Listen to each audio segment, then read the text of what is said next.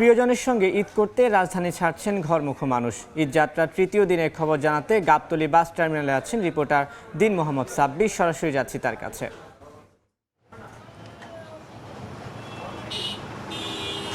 পরিবার পরিজনের সঙ্গে ঈদ উদযাপন করতে রাজধানী ছাড়তে শুরু করেছে নগরবাসী।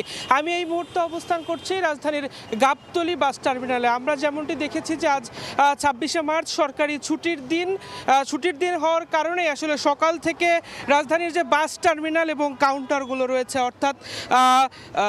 অর্থাৎ কল্যাণপুর, টেকনিক্যাল, গাবতলী, মহাখালী এই বাস টার্মিনালগুলোতে সকাল থেকেই যাত্রীদের তুলনামূলক চাপ বেড়েছে। অর্থাৎ আজ ঈদযাত্রার তৃতীয় দিন, অর্থাৎ গত 2 দিনের তুলনায় আজ যাত্রীদের চাপ খানিকটা বেড়েছে বলে আমরা লক্ষ্য করেছি। আমরা আসলে পরিবহন সংশ্লিষ্ট যারা রয়েছেন তাদের সঙ্গে কথা বলেছি। তারা যেমনটি বলেছেন যে আসলে তুলনামূলকভাবে গত 2 দিনের চেয়ে যাত্রী চাপ বেশি হলেও আসলে যাত্রীদের উপস্থিতি প্রত্যাশিত নয়, এমনটি তারা দাবি করেছেন।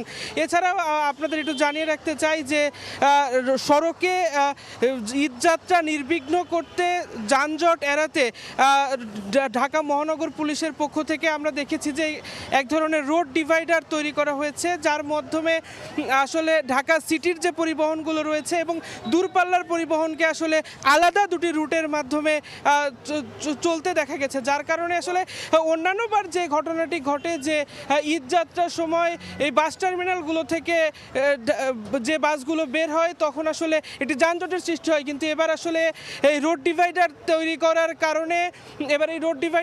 করার কারণে আসলে যানজট অনেকটাই এড়ানো সম্ভব হচ্ছে বলে আমরা দেখতে পেয়েছি। তো এই ছিল ঈদযাত্রার সর্বশেষ গাবতলী বাস স্ট্যান্ড থেকে।